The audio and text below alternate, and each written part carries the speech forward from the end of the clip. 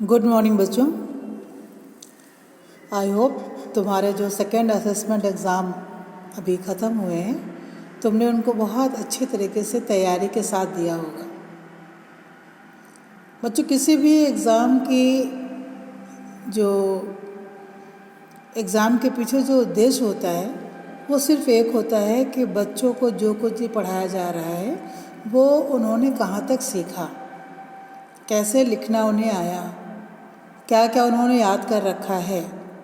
और जब तुम इन सारी चीज़ों को अच्छी तरीके से याद करके और आंसर शीट पे लिखते हो तो तुम्हें तो अच्छा लगता ही है बच्चों। यकीन मानो हम लोगों को भी उतना ही अच्छा लगता है कि हमारे द्वारा पढ़ाई गई चीज़ें बच्चों को अच्छी तरीके से समझ में आ रही हैं। बच्चों, जितना तुमको हम लोगों ने पढ़ाया था उसके आगे का जो सिलेबस है वो अब हम लोग तुम्हें पढ़ाएंगे। तो आज मैं तुम्हें तुम्हारी क्षितिज पुस्तक से हरिशंकर परसाई का लिखा हुआ पाठ प्रेमचंद के फटे जूते, उसकी समरी आज मैं तुम्हें बताऊंगी। बच्चों, हरिशंकर परसाई का जो नाम है ना बच्चों, वो व्यंग के लिए बहुत ज़्यादा फेमस हुआ। हालांकि इन्होंने कहानी, उपन्यास, निबंध ये सब भी लिखा, लेकिन व्यंग के लिए व्यंग लिखने में इन्होंने पाखंड, भ्रष्टाचार, बेईमानी आप पे इतने सुंदर ढंग से लिखा है जो लोगों को अपनी ओर आकर्षित करने में बिल्कुल सफल होता है। सबसे खास बात है कि ये सामान्य भाषा का प्रयोग करते हैं, इसलिए पढ़ने वाले को किसी भी समस्या का सामना नहीं करना पड़ता है। और अभी मैं तुम्हें जो पाठ पढ़ाने जा रही हूँ प्रेमचंद के फटे जूते, इसमें प्रेमचंद के व्यक्तित्व की सादगी के साथ साथ एक व्यंग्य भी किया है कि जो व्यक्ति आजकल सीधा साधा सामान्य सा रहता है, तो जो आजकल की कहावत बहुत फेमस है ना कि first impression is the last impression, आज की दुनिया इसी में जीती है। किसी को अच्छे ढंग से कपड़े पहनते हुए देखकर, फर्राटे के अंग्रेजी बोलते हुए देखकर हम बड़े आसानी से कह रहे हो तो बहुत स्मार्ट है, एक हम कमेंट उसको दे देते हैं। इसके विपरीत हो सकता है बहुत बड़ा ज्ञानी हो, सीधे साधे सामान्य से कपड़े पहने हुए हों और फर्राटेदार अंग्रेजी ना बोलता हो, तो उसको देख करके हम उसके व्यक्तित्व का आकलन ना कर पाएँ। ये आज के ज़माने की सच्चाई है। और इसी बात पर लेखक हैं, क्योंकि जो लेख लिखते हैं वो लेखक होते हैं, उन्होंने आज की जो प्रवृत्ति है और जो अवसरवादिता है इस पर एक व्यंग्य किया है। तो आज मैं पाठ की समरी तुम्हें बताने जा रही हूँ बच्चों, प्रेमचंद के फटे जूते। प्रेमचंद जी अपनी पत्नी के साथ फ़ोटो खिंचवाने के लिए जाते हैं। प्रेमचंद जी के सिर पर किसी मोटे कपड़े की टोपी है, कुर्ता है और धोती पहने हुए हैं। गालों की हड्डियां उभर आई हैं, पर मूछें बड़ी घनी हैं, इसलिए चेहरा भरा भरा दिखता है। पैर में उन्होंने कैनवस के जूते पहने हुए हैं। जो फीते लगे रहते हैं, लेसेस जिन्हें तुम कहते हैं, उनके ऊपर देखो कॉर्नर में लोहे की पतरी सी लगी होती है जो पॉइंट्स उनको कवर करने के लिए। लेकिन उन्होंने इन जूतों को इतना पहना हुआ है कि उनके जो लेसेस हैं उनमें लगे लोहे की पतरी भी हट गई है। और तो और जो बायां जूता उन्होंने पहन रखा है उसमें एक बड़ा सा छेद है, जिसके कारण जब उन्होंने वो शूज़ या जूते जब पहने हैं तो उनकी उंगली बाहर निकल आई है। लेखक सोचता है कि यदि फ़ोटो खिंचवाने की ऐसी पोशाक है तो वास्तव में दैनिक जीवन की कैसी होगी। सच है ना बच्चों, जब हम कहीं जाते हैं तो हम अच्छे तरीके से तैयार होकर के जाते हैं, और जब कोई फ़ोटो खिंचवाने आया है इसका मतलब है कि जो आज फ़ोटो खिंचाई जा रही है वो उसके पास हमेशा रहेगी, तो वो अपने आप को अच्छे से तैयार करने के बाद ही स्टूडियो में फ़ोटो खिंचवाने आता है। लेकिन लेखक सोचता है कि जब ये फ़ोटो खिंचवाने जैसे इम्पोर्टेंट बात में भी ये इस तरह के सामान्य कपड़े पहन करके आए हैं और जूते भी फटे हुए पहन करके आए हैं, तो ये रोज़ के जीवन में भला किस तरह के कपड़े पहनते होंगे, कैसे ये जूते पहनते होंगे। लगता है प्रेमचंद अंदर और बाहर के अलग अलग पोशाक रखने वाले इंसान नहीं हैं। आप भी जब कपड़े रखते हैं ना वार्डरोब में, तो ये घर के कपड़े हैं, ये बाहर के कपड़े हैं, ये पार्टी वेयर है, ऐसे कैटेगरीज बच्चों अब बट गई हैं। अब ज़्यादा बटी हैं। पिछले 15-20 सालों में अब तो हर एक के पास ढेरों कपड़े हैं, स्टाइल के तरह तरह के मैचिंग शूज़ हैं। लेकिन पहले के ज़माने में बच्चों ऐसा नहीं होता था। लोगों के पास गिने चुने कपड़े होते थे। चप्पल जूते तो एक तभी बदलते थे जब वो दूसरे फट जाएं, फेंकने की स्थिति में आ जाएं, तब नए जूते या नई चप्पलें खरीदी जाती थी। मैचिंग चप्पल का तो कोई ज़माना ही नहीं था।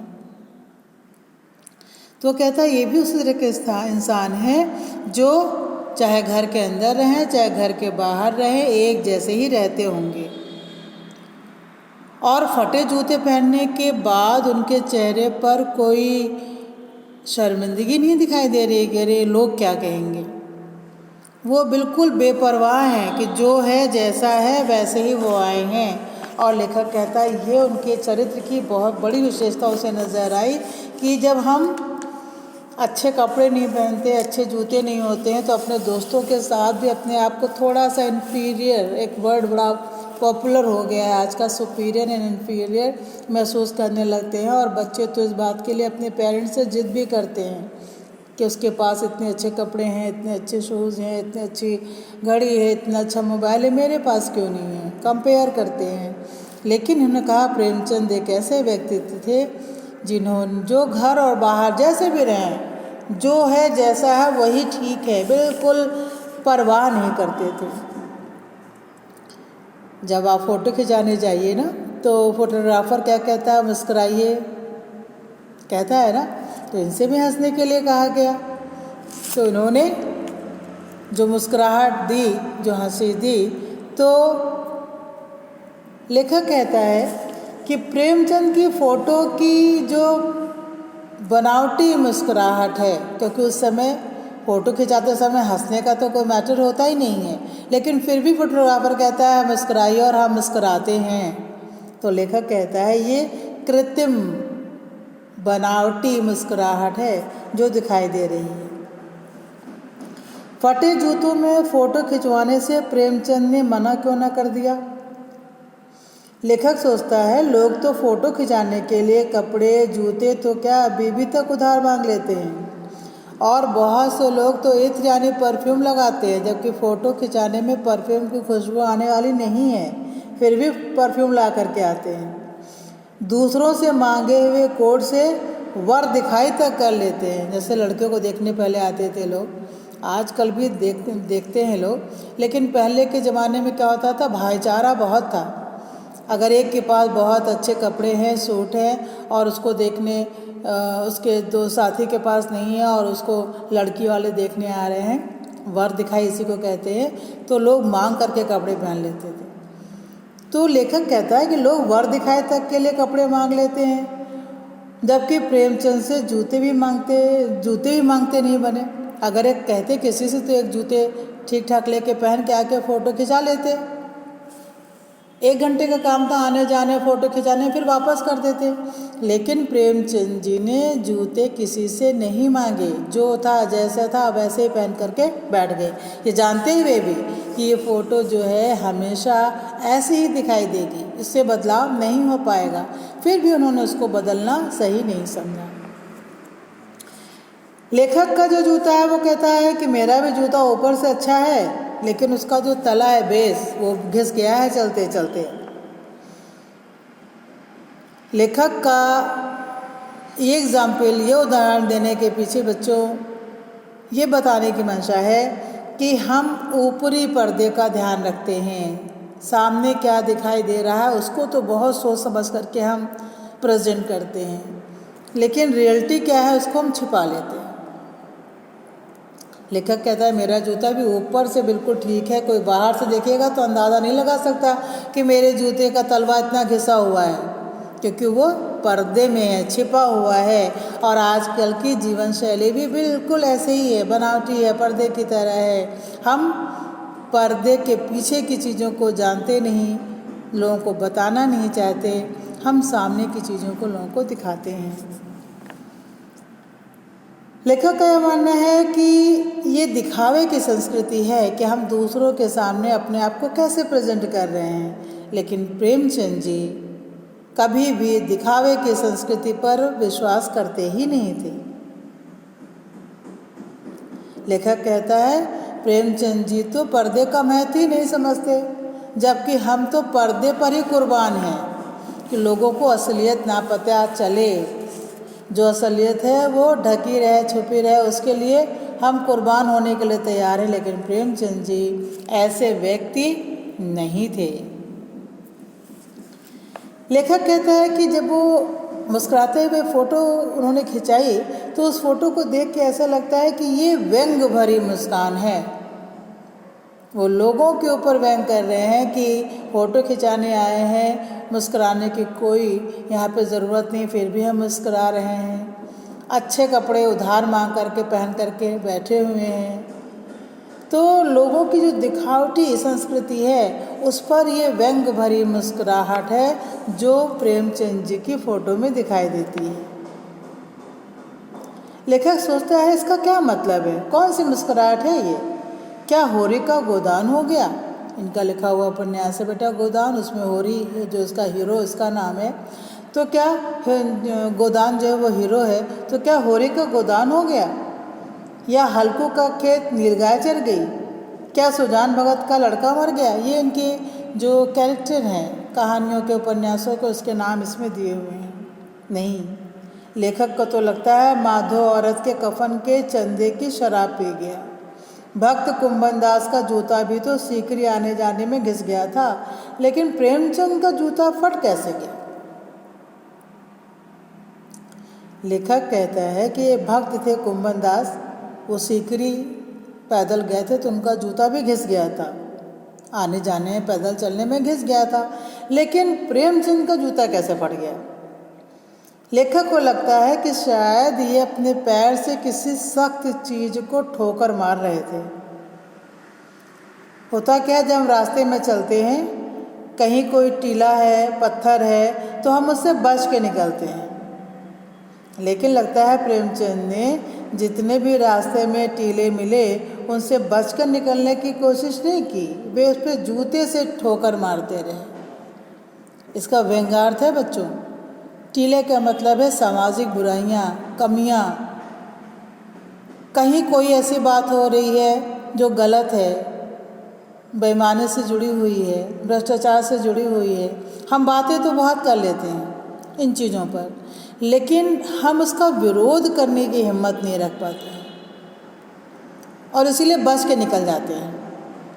लेकिन प्रेमचंद जी ऐसे व्यक्ति नहीं थे। समाज में जो भी बुराइयां उन्हें दिखाई दी, अपने उपन्यास के माध्यम से, अपनी कहानी के माध्यम से उस पर उन्होंने प्रहार किया, यानी ठोकर मारा।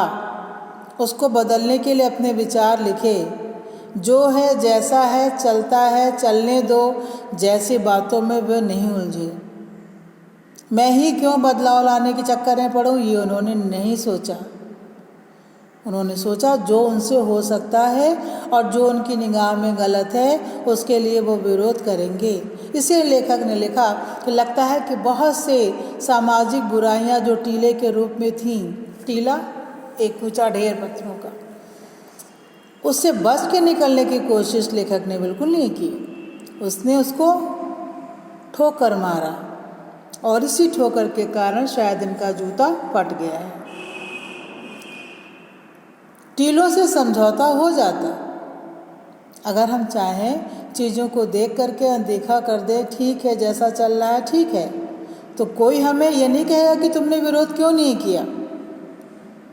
लेकिन जिसका अंतर मन गवाह नहीं देता है कि हम आंखें खुली रहने पर भी, बुराइयों को देखते हुए भी उसका विरोध क्यों ना करें, ऐसे लोग ही प्रेमचंद की तरह होते हैं। सभी नदियाँ पहाड़ थोड़े ही फोड़ देती हैं, कोई रास्ता बदल करके घूम करके भी तो चली जाती है। तो प्रेमचंद रास्ता बदल कर घूम कर जाने वाली नदियों की तरह नहीं थे, वे पहाड़ फोड़ने वाली नदी की तरह थे और इसीलिए उन्होंने उस समय समाज में होने वाली सारी ऐसी सामाजिक मान्यताओं का जो गलत थी उसका जमकर विरोध किया। गोदान का होरी नेम धर्म को नहीं छोड़ सका, वैसे ही तुम भी नेम धर्म को नहीं छोड़ सके।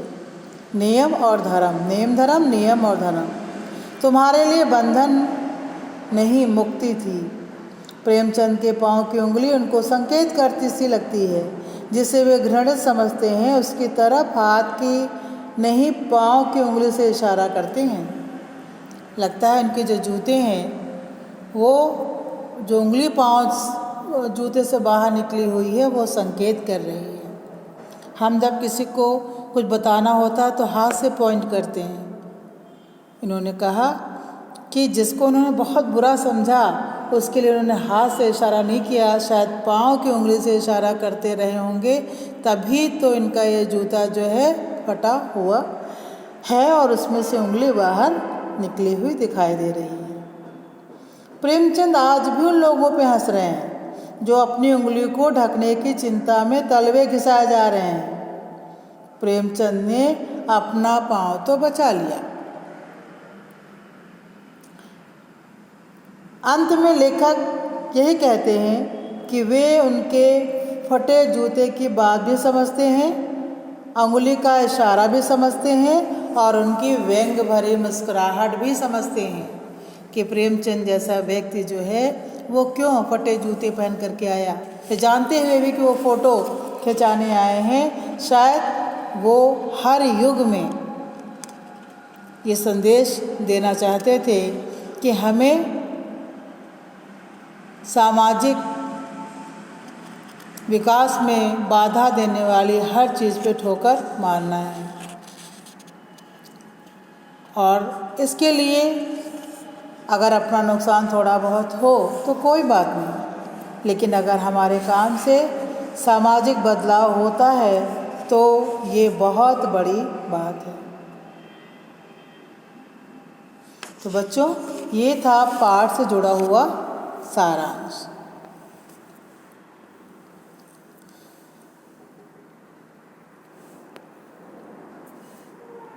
अब इससे बेटा कुछ क्वेश्चन दिए हुए हैं। प्रश्न अभ्यास। हरिशंकर परसाई ने प्रेमचंद का जो शब्द चित्र हमारे सामने प्रस्तुत किया है उससे प्रेमचंद के व्यक्तित्व की कौन सी बातें हमारे सामने आती हैं। बच्चों, प्रेमचंद बहुमुखी व्यक्तित्व के इंसान थे, लेकिन उनका जीवन बड़ा सीधा सादा सरल, बनावटीपन उसमें जरा भी नहीं था, लेकिन स्वाभिमान कूट कूट के भरा हुआ था। कभी किसी से कुछ मांग करके और लोगों को दिखावा करें कि अरे मैं बहुत अच्छे तरीके से हूँ, तो मांग करके दिखावा करने की प्रवृत्ति तो उनके अंदर बिल्कुल भी नहीं थी। वे पैसे को बहुत ज़्यादा महत्व नहीं देते थे और इसीलिए उनका जो लेखन था वो समाज से जुड़ा हुआ था। समाज की कमियों पर, समाज की कमियां कैसे दूर हो सकती हैं, इन सब बातों को लेकर के उन्होंने रचनाएं लिखी। वास्तव में उनकी कथनी और करनी में जरा भी अंतर नहीं था। यश पाठक के पास बायो है। यश पाठक के पास बायो है जी। दूसरा क्वेश्चन है बच्चों कि सही कथन के सामने टिक का निशान लगाना है। बाएं पांव का जूता ठीक है, मगर दाहिने जूते में बड़ा छेद हो गया है जिसमें से उंगली बाहर निकल आई है। ये सही है या गलत? बिल्कुल ठीक बच्चों, ये सही है। दूसरा है लोग तो ईद से चिपड़ कर फोटो खिंचाते हैं जिससे फोटो में खुशबू आ जाए। सही है। तुम्हारी ये व्यंग मुस्कान मेरे हौसले बढ़ाती है। नहीं, गलत है। जिसे तुम घृणित समझते हो उसकी तरफ अंगूठे से इशारा करते हो। सही है। तो बच्चों, पाठ में आई हुई जो पंक्तियां हैं जो सही है उनको तुम्हें टिक करना है। तो पाठ जिसे तुम घृणित समझते हो उसकी तरफ अंगूठे से इशारा करते हो।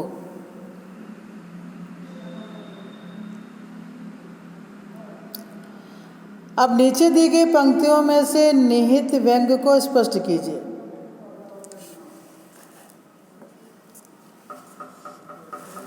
पहला है, जूता हमेशा टोपी से कीमती रहा है, अब तो जूते की कीमत और बढ़ गई है और एक जूते पर 2500 टोपियां निछावर होती हैं।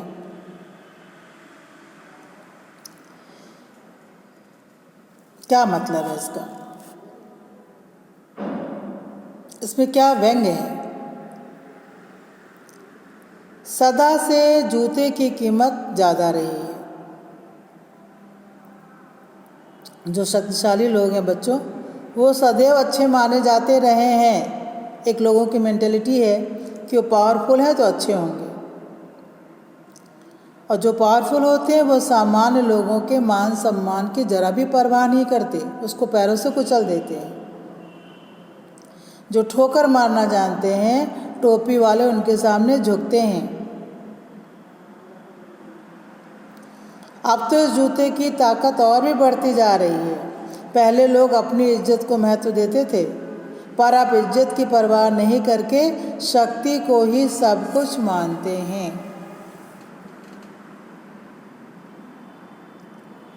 अर्थात अब शक्ति का ही बोलबाला है। तुम पर्दे का महत्व नहीं जानते, हम पर्दे पर कुर्बान हो रहे हैं। क्या मतलब है इसका? वर्तमान समय में अपनी कमियों पर पर्दा डालना स्मार्टनेस की कैटेगरी में आ गया है। कि आपकी कमी कोई ना जान पाए। लोग अपनी कमियां, अपने अवगुणों को दूर करने की कोशिश नहीं करते हैं, उनको छिपाना चाहते हैं। और छोटी छोटी सी भी क्वालिटी है तो दूसरों के सामने बढ़ा चढ़ा के प्रस्तुत करते हैं। यानी अपने को अच्छे तरह से प्रेजेंट करने का जो फैशन चला है, तो लोग कमियां तो नाम भी नहीं लेते, अगर गुण कम भी है तो उसको 50 गुना बढ़ा करके बताते हैं। लेकिन प्रेमचंद पर्दे के महत्व को नहीं जानते थे, वो छुपाना नहीं चाहते थे, वो छिपाने वाली आदत से जुड़े ही नहीं थे। वो जैसे थे वैसे ही हमेशा रहते थे, जैसे अंदर थे वैसे ही बाहर से, चाहे घर में हो चाहे बाहर हो, एकदम एक जैसे ही दिखाई देते थे। जिसे तुम घृणित समझते हो उसकी तरफ हाथ की नहीं पांव की उंगली से इशारा करते हो। बच्चों, जो तुम्हारा क्वेश्चन नंबर 2 में आया था, जिसे तुम घृणित समझते हो उसकी तरफ अंगूठे से इशारा करते हो, ये लाइन आपकी किताब में इस तरह से लिखी, जिसे तुम घृणित समझते हो उसकी तरफ हाथ के नहीं पांव की उंगली से इशारा करते हो। तो ये क्वेश्चन क्रॉस में आएगा। यानी का जो था वो आपका राइट था, खा आपका राइट था, ग आपका गलत था और घा भी आपका गलत माना। इसमें कुछ जो स्टेटमेंट है वो रॉन्ग है। अब जो पंक्ति पूछी गई उसका मतलब क्या है? प्रस्तुत पंक्तियों में प्रेमचंद के मनोभावों को उजागर किया गया है।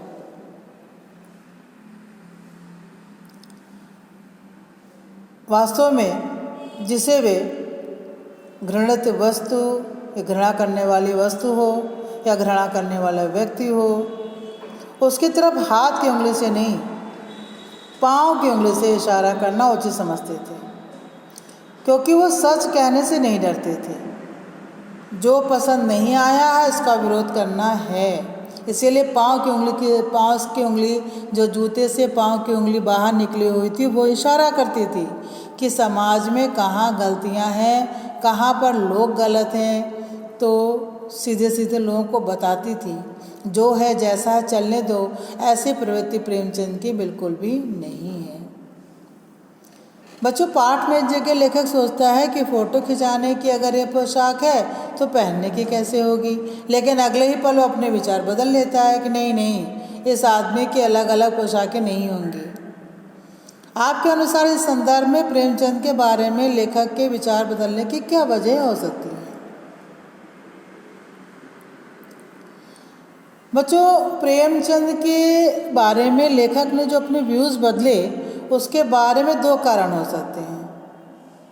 पहला तो ये हो सकता है कि साधारण रूप से लेखक ने सांसारिक लोगों के व्यवहार को देख करके अपने विचार प्रकट कर दिए, क्योंकि ज़्यादातर लोग अपने घर में पहनने और बाहर पहनने के कपड़ों में अंतर करते हैं, लेकिन प्रेमचंद नहीं करते हैं, वो इन लोगों से अलग हैं। और दूसरा ये है कि प्रेमचंद ने पूरी ज़िंदगी बहुत सीधे साधे रूप में बिताई, क्योंकि वो सादगी पसंद थे। उन्होंने कभी भी बनावटी जीवन को महत्व ही नहीं दिया। इसीलिए ना तो उन्होंने पोशाकें बदली और ना ही लेखक को अपने विचार बदलने पड़े। जिसे वो गलत समझते थे उसका उन्होंने विरोध पूरी ज़िंदगी किया।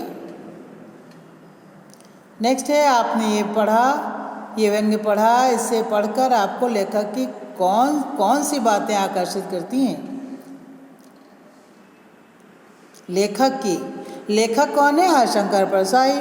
इन्होंने भारतीय जीवन के पाखंड को, बेईमानी को, भ्रष्टाचार को, इन सब का इन्होंने विरोध किया था।